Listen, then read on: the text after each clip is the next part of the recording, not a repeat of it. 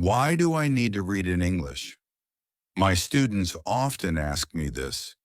They think, I go to classes, I do my homework, I watch films in English. Why should I read books?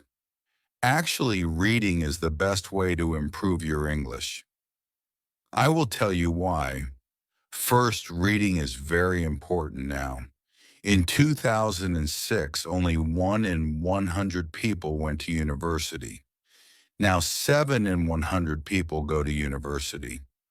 All jobs need more reading and writing than 100 years ago. This is true for everyone. It doesn't matter if you're an office worker or a mechanic. Second, reading will improve your speaking, writing, vocabulary, and grammar better than any other way. It won't improve your listening, but it will improve your vocabulary. And when you have a better vocabulary, you can listen more easily and improve your listening that way. In school, you probably read lots of English. You probably read boring textbooks and stories with exercises at the end. But I'm not talking about that. I'm talking about reading for pleasure. That means reading a book you enjoy because you enjoy it. You are not reading because your teacher said, read this book. You are not reading because you think, I should read this book. You are reading because you want to. In 1965, they did an experiment in schools in America. These schools were for boys who had done crimes. For example, some of them stole things. They gave some of the boys free books. They were fun books like James Bond. They said, you can do what you want. You don't have to read the books. But the boys did read the books. They read a lot of books. Some boys read a book every 2 days. After 2 years, they gave the students a test. The students who got the books got better at reading and writing, and they liked school more. The students who did not get the books did not get better at reading and writing. Actually, some of them got worse. This isn't just true for native speakers. They also did an experiment on students learning English in the Fiji Islands. They used 3 ways to teach. The first way was normal English teaching. They did grammar classes, exercises, and so on. The second way was reading in silence. The students read books in class. The third way was reading together. The teacher read books to the students. After 1 year, the 2 ways with reading were the best. They were much better than the students who did normal English classes. They did the experiment again in Singapore. There, the students who read in silence did very well. They did the best in grammar tests. Other students did grammar classes, but they did worse in grammar tests. In normal classes, we try to remember grammar and vocabulary. When we read, we learn them naturally. Maybe you're thinking, when I read in English, it's too hard. I have to use the dictionary all the time. It's boring. I can't do it. I understand. So I wrote this book. I think this book will make you like reading because the stories are easy and fun. The early stories are short and easy, and the later stories are longer and harder. When you finish the book, you will think, wow, I did it. I make a podcast called Easy Stories in English. 9 of the stories in this book I wrote for Easy Stories in English. 1 of the stories I wrote for this book. But when I made this book, I made the stories better. Now you can read the stories at beginner, pre-intermediate, intermediate or advanced levels. The stories are all fairy tales.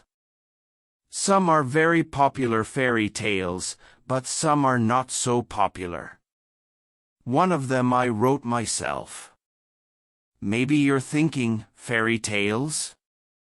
Fairy tales are for children. I need useful vocabulary. I need to learn about business and science. That can't be fun.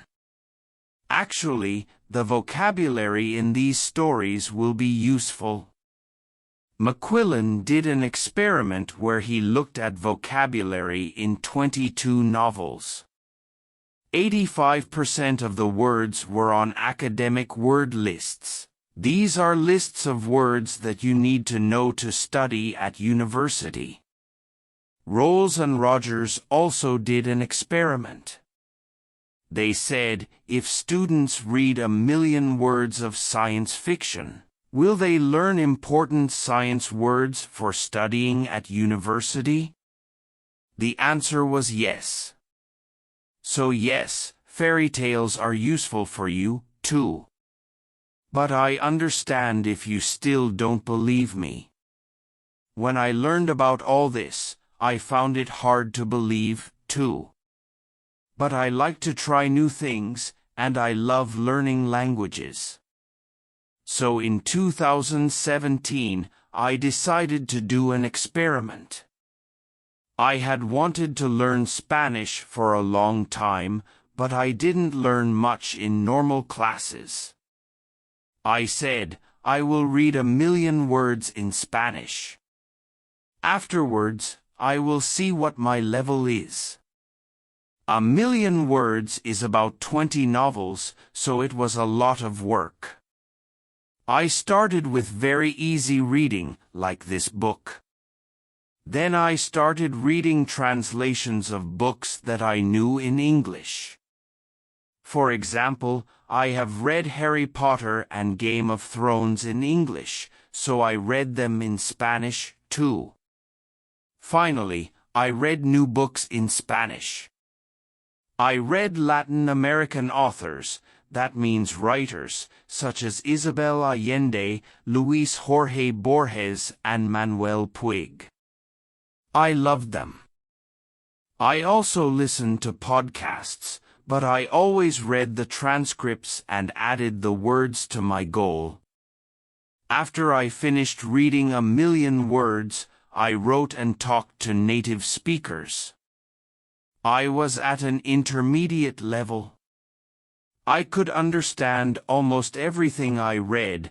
I could understand people when they spoke clearly, and I could have conversations.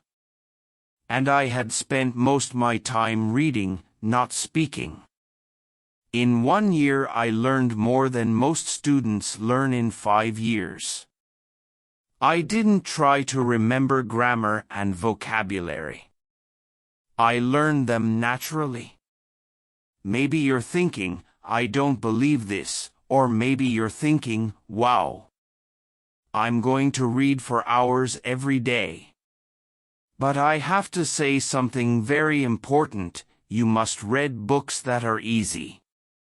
You must read books that are fun.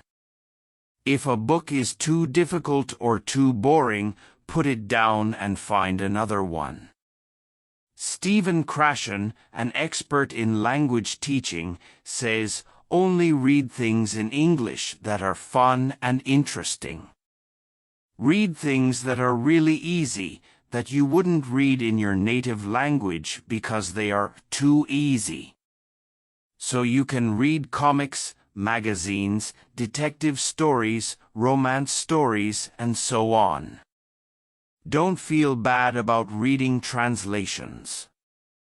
If you read very easy books, when you see a word you don't know, you will understand the meaning easily. You won't have to use a dictionary. So what is easy? Experiments show that you should understand at least 98% of the words in a text.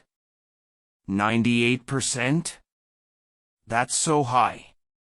I know. But let me show you an example.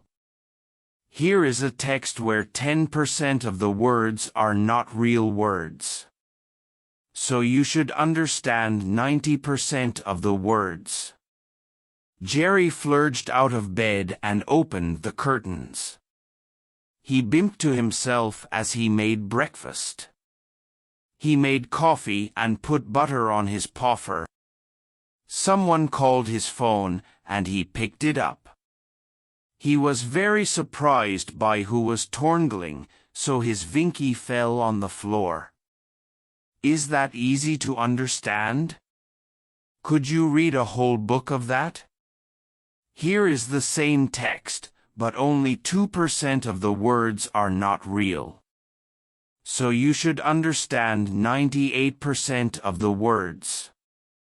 Jerry jumped out of bed and opened the curtains. He sang to himself as he made breakfast. He made coffee and put butter on his toast. Someone called his phone and he picked it up. He was very surprised by who was calling, so his vinky fell on the floor. How was that?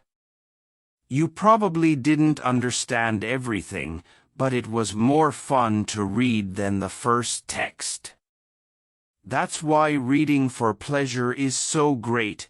Maybe you don't understand everything, but you understand enough to follow the story, and you don't have to pick up a dictionary.